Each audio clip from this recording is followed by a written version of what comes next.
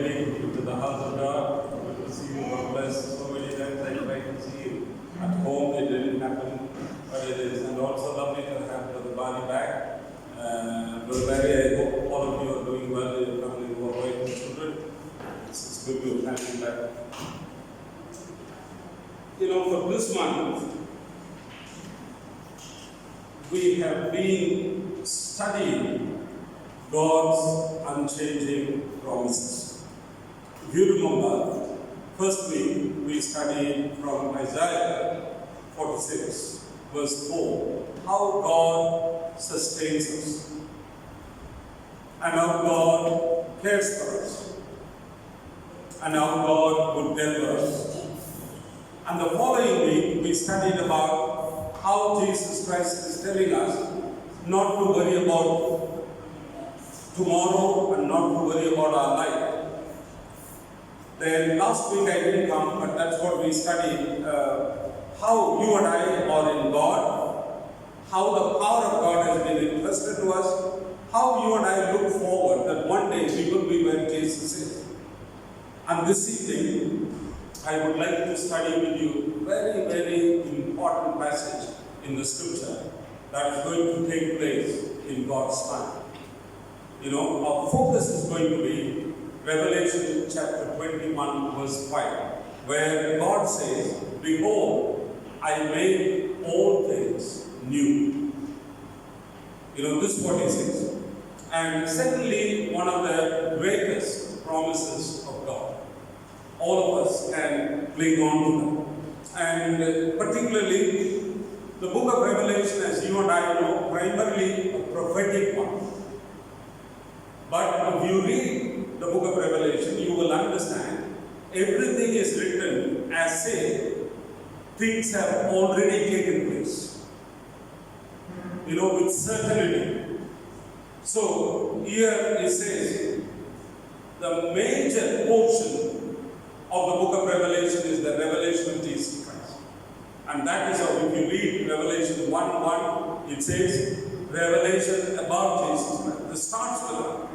Though this starts with that. So, probably the book was written in the last decade of the century, probably first century, AD 94 and 96. Now, the first thing, when God says, I make everything new, what is He promising? What is He going to make new? The first thing, if you look at Revelation 21 verse 1, it says, then I saw, I'm sorry, the fonts are a little small, I didn't realize it. Then I saw a new heaven and new earth, for the first heaven and for the first earth had passed away, and there was no longer any sea. Before we move into that, all of you must pray, Lord, give me the grace to believe, because whatever we are going to study now, it is too good to believe. So what happens as human beings? When anything is too good to believe, we tend to ignore. Like, come on, this cannot be true. Correct? That is our human nature. So this is, you and I know what a wicked people we are, sinful people we are, and our God has helped us. So if you're going to see what He is going to do for us, it is going to be too good to believe. And first He says, I will make new heaven, new earth. If you look at the chapter when it starts, what period of time it starts? When new heaven, when new earth will be created, all the sinners of all ages, demons and men, Satan, the beast, the false prophet, they are all already in the lake of fire. That is the kind of scene. Okay? And after the events of end times, these are all end time events. And such as this one, the whole universe is destroyed. Correct? The current heavens and the earth will be done away with. You would notice whenever the heavens is mentioned, it is not in singular form, it is plural. Why? Because they describe heaven in different stratas. The space, outer space, all that, I'm sure you would know. The Apostle Paul said, whether in the body or out of the body, I do not but I was taken to third heaven. So there are more than one. That is why heavens is described in plural. Okay? And what he says that this current heaven and earth that you and I will be or living will be done away with and will be replaced by new heaven and new earth. God creates a new universe for what? To be the eternal dwelling for His people. That is for you and me. You know, for the redeemed. The eternal dwelling place of the believers will be the new earth. Okay? And many people have misconception. In case if I have to ask you, can you please describe from your understanding, what do you think of heaven? All of us will have different ideas. We have a lot of misconception about how heaven is truly looking like. But if you look at Revelation 21-22, if you read these two chapters, they give us a detailed picture of the new heavens and the new earth. The concept, the heaven is in the clouds, is unbelievable. Okay? And then the concept that in heaven what we will be doing, we will be like spirit floating around in the sky. Because most of them will have that idea. That is again unbiblical. Okay? Nowhere does the scripture support. The heaven that believers will experience will be a new and perfect planet on which we will live. You know, that is what we're going to do next time.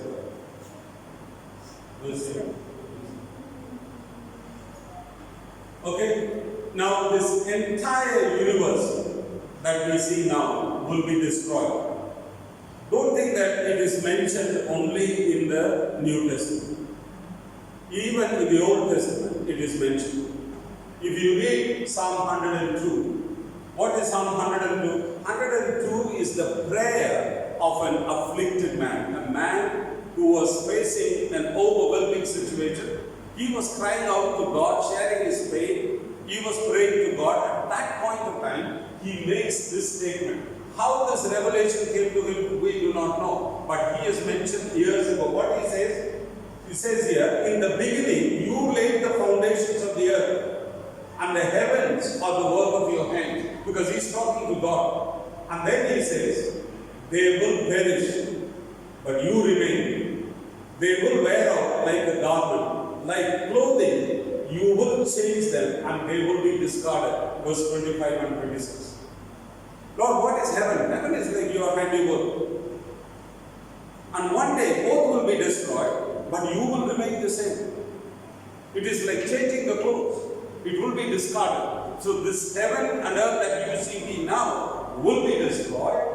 And remember, this gentleman was not a prophet, but yet God has revealed this to him. It's not only that. If you look at Isaiah 65 verse 17, what the prophet says is that, what God says through the prophet, I will create new heavens and a new earth. The former things will not be remembered. That means whatever is happening now, whatever the history of this present age, God says, all will be erased. When my people enter into new heavens and new earth, everything will be new.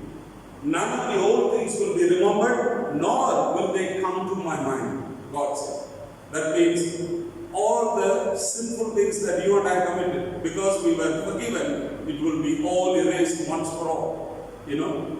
And then, if you look at Isaiah 65 and 66, they both talk about millennial kingdom, the 1,000-year rule of the Lord Jesus Christ. But then, where he says, wolf and the lamb shall feed together. Correct? I don't want to joke here, but the lion shall eat straw like all that we see. The next slide, brother. But you must understand, when God talks about future kingdom, there are two phases. One is 1,000-year rule of the Lord Jesus Christ when He comes. Okay? He will establish millennial kingdom, 1,000-year rule. After that, He will come back again to take His people. When we do that, what we are studying, if you read Revelation 20 verses 1 to 10, it talks about the 1,000-year kingdom rule. But that is not the eternal kingdom, because 1,000 years it will come to an end. But this new heavens, new earth, when God creates, that will be for eternal. That you and I will live with it eternally. But what is the difference between this millennial kingdom and this eternal kingdom? In millennial kingdom, there will be still death and sin. But in the eternal kingdom, there will not be sin, there will be no death, there will be no pain, there will be no sorrow. That is the difference. And then Jesus Christ also warned us in Luke chapter 21 verse 33. He says, heaven and earth will pass away, but my word will never pass away. He warned us earlier. Don't think that this earth, this heaven is going to be eternal or permanent. That will pass away. That will pass away. So, what about the new heavens? When God says, I will create a new heaven, a new earth. What is this new heaven? You know, it is important to remember that in the ancient mind, even today, heavens refer to the skies and outer space, as well as heaven is the realm where God dwells. Correct? That is why we say in the Lord's Prayer, our Father who art in heaven, not in Salalah or not on earth. Correct? Who art in heaven. That is his abode, that is his place. And then if you look at Revelation 21, when it says, I will create new heaven, new earth, it indicates that entire universe will be recreated. That is, new earth, new skies, new outer space, everything. Everything. But as believers, whether we will have access exactly where God dwells, that scripture is not very clear. Probably when we go, we will know. I'm sure God in His grace would allow us. But new heavens and new earth will be created. Yeah. Next slide. There's going to be one important thing. When the new heaven and the new earth created, there will be, what it says is, there was no longer any sea. See the language that is used. It's not saying there will be no longer any sea. There was, as if that thing has already taken place. That is why Revelation is talking about as things have already taken place. So you must remember, there is not going to be sea. And Brother Hansen and his wonderful wife and family cannot go to any beach resort. So if you want to go to the beach today, go as much as possible now. Because in the future kingdom, new heaven and earth, there will be no sea. No sea. Okay? So don't waste time now. Now is the time for you to go to the beach and jog. You do that. Because you know why? Currently, 3/4 of the earth's space is water. You and I know. The current world, 3/4 is filled by water. Even our body. Correct? But the new environment will not be a water-based one. So, and will have completely different climatic conditions. My dear people of God, if I have to explain this verse by verse, you have to pack your baggages and come here for 10 days. You know, it will take so much of time to read. And I cannot do justice in 20 minutes or 30 minutes, but I will just give you only the surface. God willing, we can study. So, the first thing, when God says, I will make everything new, the first thing He makes is new heavens and new earth for you and me. Okay? The second thing, new city. What happens in verse 2? What we read? Then I, John, saw the holy city, New Jerusalem. How? Coming down from where? Out of heaven. From God, prepared as a bride beautifully dressed for her husband. The new city, God says, I will create. Here, because we hear that phrase, coming down out of heaven, it means the city is already existing. It will only come down in God's time. When you and I say, Jesus Christ came down to this earth, that means He already existed. When the fullness of time came, He came to this earth. So here, He says, it's coming down out of heaven. Okay? And from God. From God. But there is a problem of interpretation here. Many people think only the Bible says it will come down out of heaven. The The Bible does not say it will settle on the earth. So because of that, many people think the new city will come down, and where you see the aeroplanes going, it will be floating there. Because the Bible does not say city will come down, and that is wrong. That is wrong because you and I, the new city will not be hovering, will not be suspended in the middle air. It won't be on this new earth. Okay? And the city coming down can also indicate that, as I said earlier, the city already existed.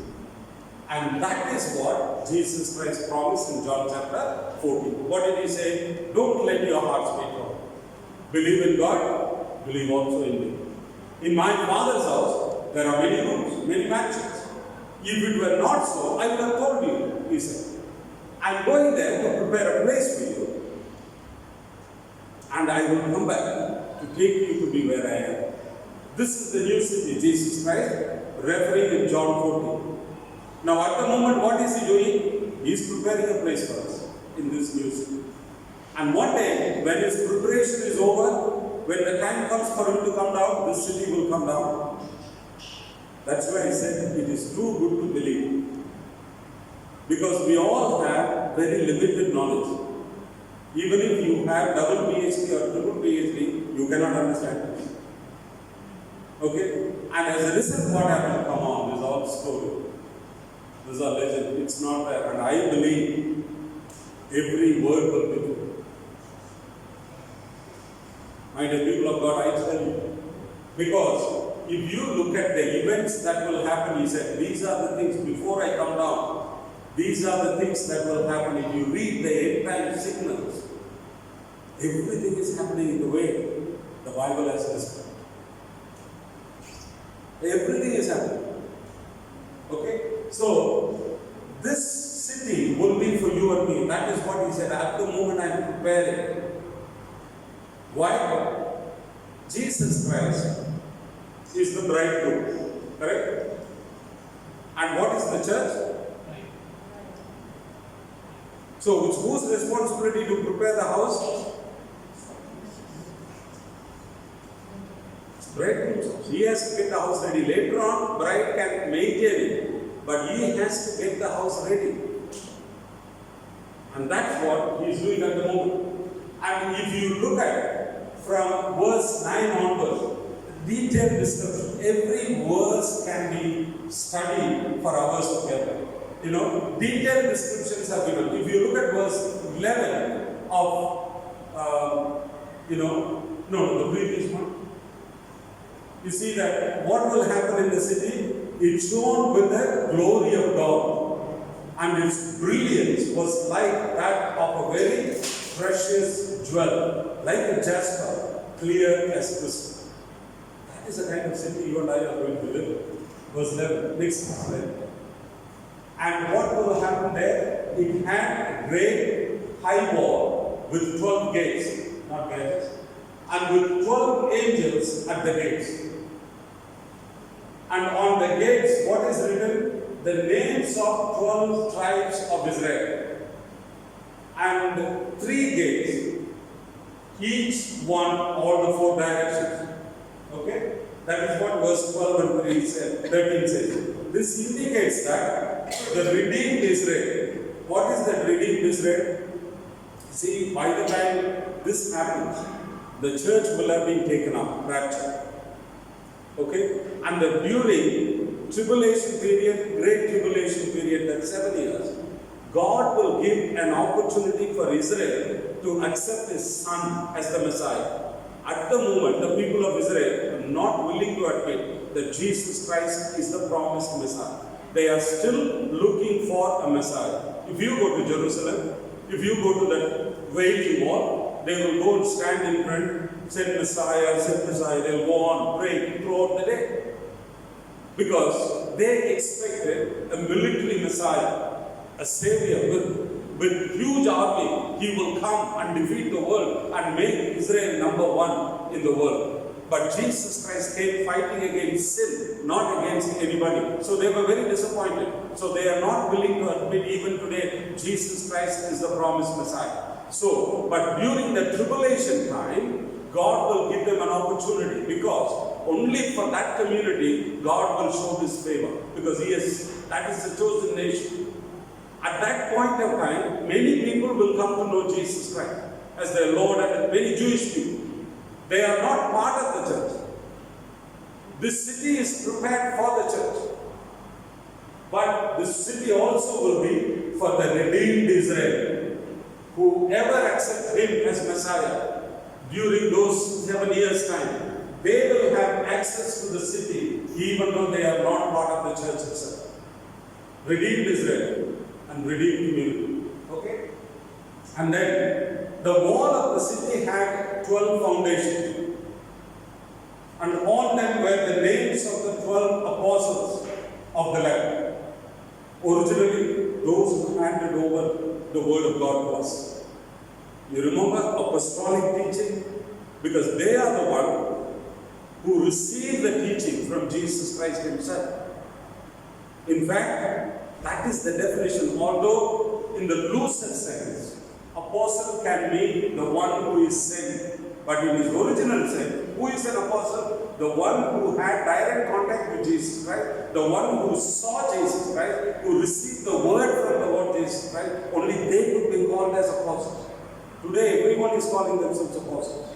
That's the sad thing. So these 12 foundations will bear their names because they laid the foundations for the church. What we read in Acts chapter 2 was 42. The earlier church committed themselves to apostolic teaching. That is the primary thing. That is what I'm saying. There is no new revelation. This book has already revealed. You and I cannot preach anything other than what is written here.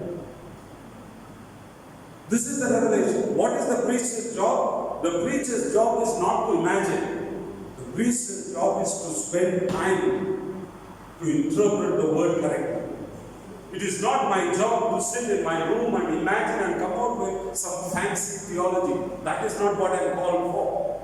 What is my duty? Who said? What said? In what context it is there? What is the truth that you and I will? Because everything has been revealed. That is why Revelation ends with this warning. You should not add anything. You should not delete anything, because this book is complete. You and I need to be very, very careful. Okay? And then, if you read 15 to 21, the city is described. What is that? It will be only 1,200 stadia. That means 1,400 miles, 2,200 kilometers. That city will be. I don't know, it's going to be multiplex or apartments, or I don't know what kind of building God is building. But this is not my imagination. You can go and read. Okay, 2,000, the whole city will be like a square, like a cube, and it will be 2,200 kilometers. And the walls will be 144 cubits thick. Okay, this is all. And then, one important thing, there will be no church in that new city. So, praise and worship team will have no work. Sister Lanny and all of you don't have to come so early. Why no temple? Because the Lord God Almighty and the Lamb, the Lord Jesus Christ, will be its temple. They will be there. Look at that, how exciting it is. If you sit and imagine and if you believe that it's true, God will be moving and Jesus Christ, they will be the temple. No church, no temple in the new city. Yes, brother. And then, no need for the sun or moon to shine in that new city. There is no day, there is no night. Okay? Because no sun, no moon. For the glory of God gives its lights.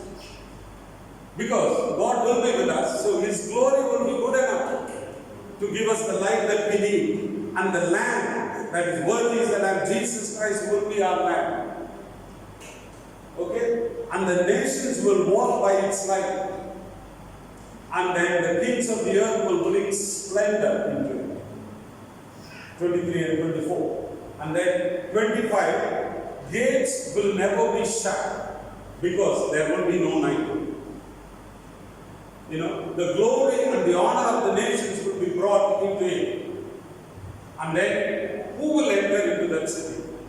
Here is the key. Nothing impairs impure will end.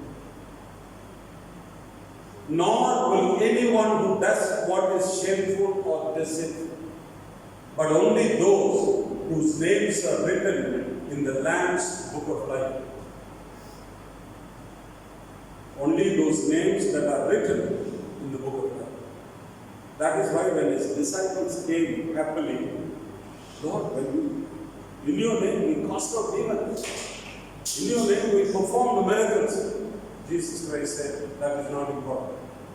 Make sure that your names are written in the book of life. That is, then you can be joyful. Because he said, there will be a day people will come and tell me, I cast out demons in your name. We perform miracle. I will turn to them and ask, who are you? I don't know you. Because until that point of time, demons also will have the power to do all those things. Okay? Don't think that only miracles are happening in the church. Even among the non-Christians it happens. God allowed it. Okay? So here, only those who have accepted Jesus Christ as their Lord and as their Savior, only their names are written in the book of life. Because there is no other so-called God who died for people. Okay? So that is the new city. The third thing is that new dwelling place. Now, you may ask, Pastor, you said this city is for us. Jesus Christ is preparing. What is this new dwelling place? This new dwelling place is for God. God must have thought, why only I should create everything new for my people? I will also have something new. Let's read. God must have, I heard a loud voice from the throne saying, look, God's dwelling place. If you read New King James Version, it says, tabernacle of God. Okay? He is among the people. And He will dwell with them. They will be His people. And God Himself will be with them and be their God. Hallelujah. That's what verse 3 says. God's dwelling place is among the people.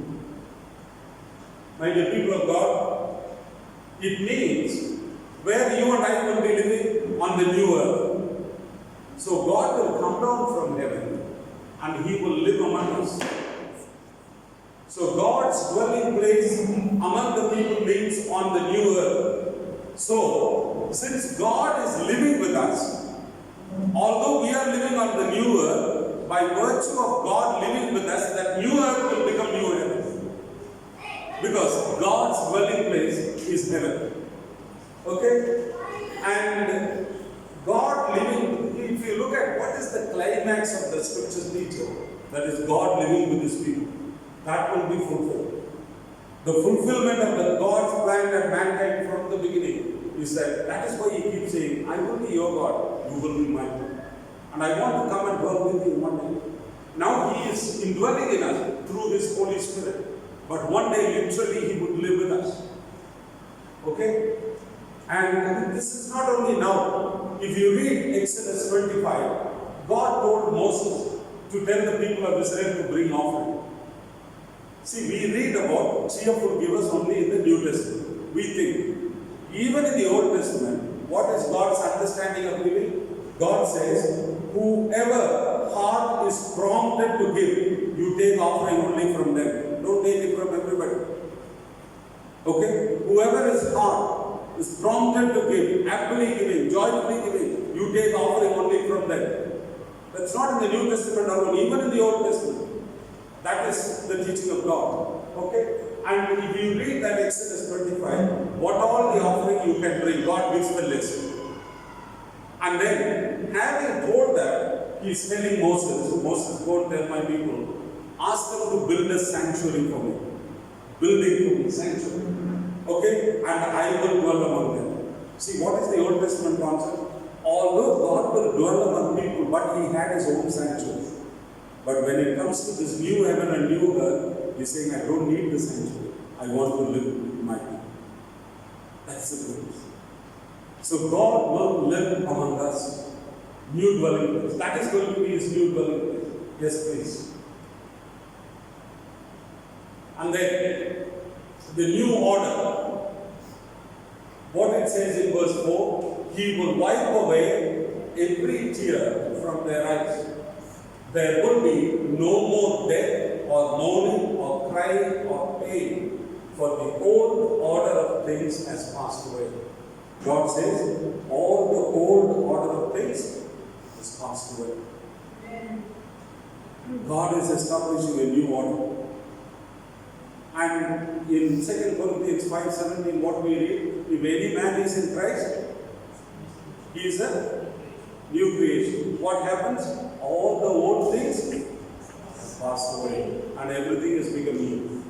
So for this new creation, this new order, for this new creation, new heaven, new earth, for this new creation, new city, for this new creation, new dwelling place. That is what he's saying. There will be no more death or mourning or crying or pain, for all the old things have passed away. My dear people of God, when you read the verse, He will wipe away every tear. You and I might get the picture. We are standing and crying. Since God is living with us, He will come down. Panneer, don't cry. He will wipe. That is not what it teaches. Because there will be no tear in heaven. This is a poetic expression. And what it says, that there will be no tears in heaven. Because there will be no need for people to cry. Why do we cry? Because sometimes we cry most because we are sorrowful. And there will be no more pain, no more sorrow, no more tears. There is no death. Okay? And not only that, no sorrow, no pain. For God's people, that is the end of everything. That is where we begin to live eternally. After that, there is no end. That is what the Apostle Paul says if you read, I think 1 Thessalonians chapter 4, 13 to 18, he talks about how the resurrection, the rapture, and then the last he says, we will be with the Lord, and he's using the word forever. That is without an end. That is the end of this old universe, old earth. The only job that you will have there is praise and worship. So all you ladies will be singing there also. So you can be happy. Because all the other things will be ended forever. And if you look at Isaiah 53, 4 and 5, surely He took up our pain and bore our suffering. Yet we considered Him punished by God, stricken by Him and afflicted. But Jesus Christ, this is a prophecy. Isaiah is talking about Jesus Christ who would be born 700 years after that. So he is saying that Jesus Christ will be pierced for our transgression. But how he writes? Isaiah didn't write, He will be pierced. He was pierced. That means Jesus Christ will be born, He will suffer, people will pierce. That thing has already taken place. He was pierced for our transgression. He was crushed for our iniquities. The punishment that brought us peace was on Him, and by His wounds we are healed. Most of the time, we apply this verse, by His wound we are healing, to our physical healing. But if you look at the context, it talks about salvation, spiritual healing, primarily. I'm not denying that physical healing, but it is not referring only physical healing, although many people tend to apply this. Okay? Yes. And what do we read in 1 Corinthians 15, 54 and 57? The entire 15th chapter is talking about resurrection. Where we read towards the end, death has been swallowed up in victory. The most powerful weapon Satan has is death. And that particular weapon has been swallowed up in victory. And that is why you and I can ask death, where, O death, is your victory? Where, O death, is your sting? Because when you and I die, Satan laughs, thinking that that is the end. But that is not the end according to Scripture. God is not a man to lie. Now, if you read Psalm 103, the Word of God says, God heals all our diseases. Then why do we die?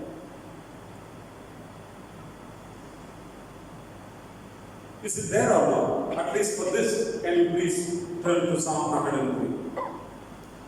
The way you look at me, as if I am telling you a lie.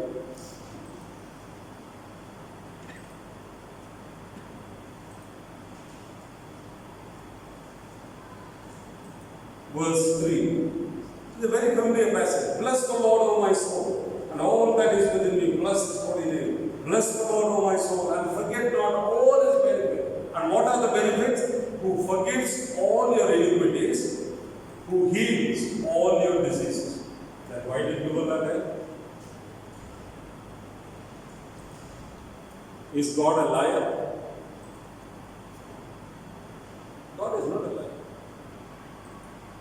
See, God heals both on earth and in heaven. Now, if I don't believe that Luella is in a better place with it, where there is no pain, no sorrow, on the basis of what the Bible says, I will be a fool. On this earth, she might not have been healed. But in a literal sense, God heals. And that is what this particular verse should be applied in eschatological terms, in the eternal terms. Because there is no death for those who die in Christ. And according, what is the teaching? When you believe Christ, now what would have happened to Luella? Until that point of time, that is August 29, 340. Until that point of time, Luella Williams care of earth. 341, Luella Williams care of heaven. Because absent from the body is being present with Christ. So that is a promise. So God is not lying. That is why you and I can ask, oh death, where is your strength? Where is your victory? Satan thought everything is over. Because that is the most powerful weapon he has, death. Nothing can be worse than that. But God has defeated that. It is swallowed up in victory. So my dear people of God, please understand, what he is saying, I am making everything new. After that he said these words. Why? Because he knows all of us. We will not believe what he says. That is why he says, write this down. For these words are what? Trustworthy and true. God is affirming that what I am saying is trustworthy and true. It is not a story. It is not a false promise. If you read NKJV, it says, whatever I am saying is true and faithful. So, because we believe that new heaven, new earth, new city, new dwelling place, new order, come on. Because we know that we do not deserve this. Why should God do so much for us so it cannot be true? That is why he is saying that. The one who is seated on the throne, he says, write these words. Whatever I am saying is true and faithful. It will come true. And I firmly believe it will come true. Every word written in this book will come true. And I have no reason to doubt. As a student of God's word, you and I, that is what I have to do. And then, who will inherit this new heaven, new earth, new city, new dwelling place, new order? This all for whom? God says that, to the thirsty I will give. In that passage it says, to the thirsty. So, if people are thirsty, God must give cans of water, isn't it? Why is giving new heaven, new earth, a new city? What does it mean to the thirsty? Those who are thirsty for salvation. Thirsty for God's righteousness. Thirsty for God's kingdom. He said, I am not going to make everything new for everyone. It is for a certain group of people. Selected people. And those who show that thirst, how much they are thirsty for righteousness, for salvation, it is for them. It is for them. And that is why you read that already he said this in John chapter 11 before he ascended into heaven. He said 37, 38. On the last and greatest day of festival, Jesus stood and said in a loud voice. Why did he say in a loud voice? That is the only way he can get our attention. This is very important. So he's screaming and saying, look, don't be distracted, listen to me. And then he says, let anyone who's thirsty come to me and drink. Whoever believes in me, that underline the word believes. That is the key word. That is a foundational word. Whoever believes in me, as Scripture has said, rivers of living water will flow from within them. Whoever is believing in me. Simple act of faith. Just believing. Believing what? We read it in Romans 10:9. That if you confess with mouth that Jesus Christ is Lord and believe in your heart that God raised him from the dead, what happens? You are saved. Very simple. Pardon me? No, I didn't get it. Yeah, children of God. Salvation means that. That's what Romans 10:9 says.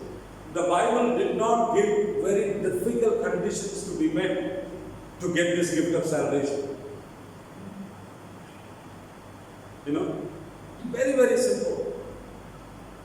Now I've given you mouth if you confess that Jesus Christ is God. And if you believe in your heart that God raised him from the dead. Because if you don't believe in resurrection, your faith is in vain. That's what the Apostle Paul is arguing in 1 Corinthians 15. So when you and I believe in our heart that God raised him from the dead, you become a child of God. You become born again. That is why, see, the Bible does not say that Christians can be by birth. We don't become Christian by birth. And you can have a wonderful Christian name. You can be born and brought up in a Christian family. But that doesn't make you a believer. That conversion should take place. Yeah. We become Christian only by faith in Christ. So it's very, very important for us. And this is who will inherit the next one. And then he says, who is the second group of people who will inherit? The first is those who believe. The second thing is that those who are victorious and overcomers will inherit. Who are the overcomers? Who are the victorious people? 1 John chapter 5 verse 4 and 5. For everyone born of God overcomes the world. So when you and I are born again, if you read John chapter 1, the children are born out of man's will, physically. But when you are born again, you are born of the Spirit. That is when you accept Jesus Christ as your Lord and as your Savior. And when you do that, you are empowered. You and I are given everything to overcome the world. We don't live like that. But God has given you that power. You know, there are many things that God says, we don't listen. That is not God's mistake. We saw in the problem. He said, don't worry about your life. We sit and worry. Whose mistake? God says, don't worry about tomorrow. We sit and worry about tomorrow. Whose mistake? God says, store up your treasures in heaven, not on earth. We went and put in Sogar International Bank or Muscat Bank. Whose mistake?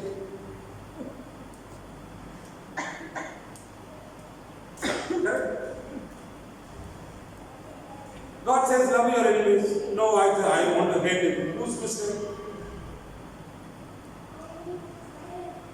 You don't live by bread. You live by my word. I says, no. I'm living by Lulu's bread only. Whose mistake? Let's think. See, God can only say. He cannot force you to believe. Correct? No, I cannot force other Filipinos to come and fill the church. They have to come on their own. We can only invite. So here he says, whoever is born of God overcomes the world. It is in that sense only, the Apostle Paul says in Romans 8, we are more than conquerors. We are more than winners, not just winners, more than winners. Because you and I have been given everything. We don't use it. You know, there was a woman in the States begging on the street. sleeping on the street. Poor thing. When she died, the police went through her bag and she had property worth millions of dollars. She didn't know. She didn't know. She slept on the street. She was carrying it all along. When husband died, that fortune was transferred, but she didn't know. She never showed it to anybody. Probably she was so dirty, no one wanted to touch her bag. You and I could be sometimes like that. God said, I've given you everything, but we can choose to live like beggars. You and I can choose to live like people who are already defeated. It is not God's mistake, it's our mistake. Here the overcomers, victorious. And then, this is the victory that has overcome the world, even our faith. See here, who is that overcomes the world? The key words, only the one who believes that Jesus is the Son of God. Today, people find it difficult to believe that Jesus is the Son of God. They find it difficult to believe that Jesus Christ is God. They don't mind saying he's just a prophet, he's a Nabi. He's a good teacher, he's a good reformer, he's a good man. He's God.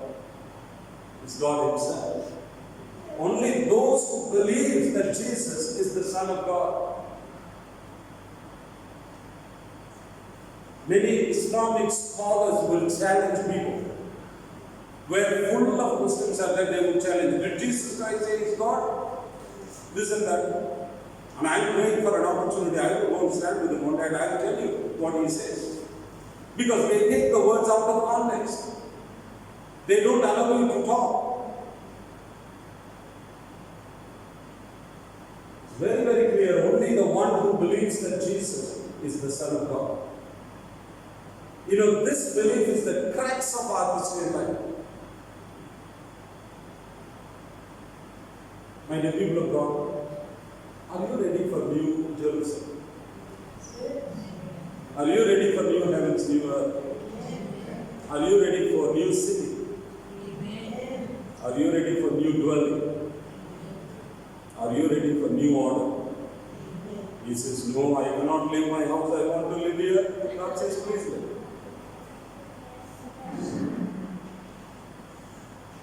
But God says, I have prepared for those who will accept me. And I will dwell with them. And what you and I do in Christmas, just believe. God bless you.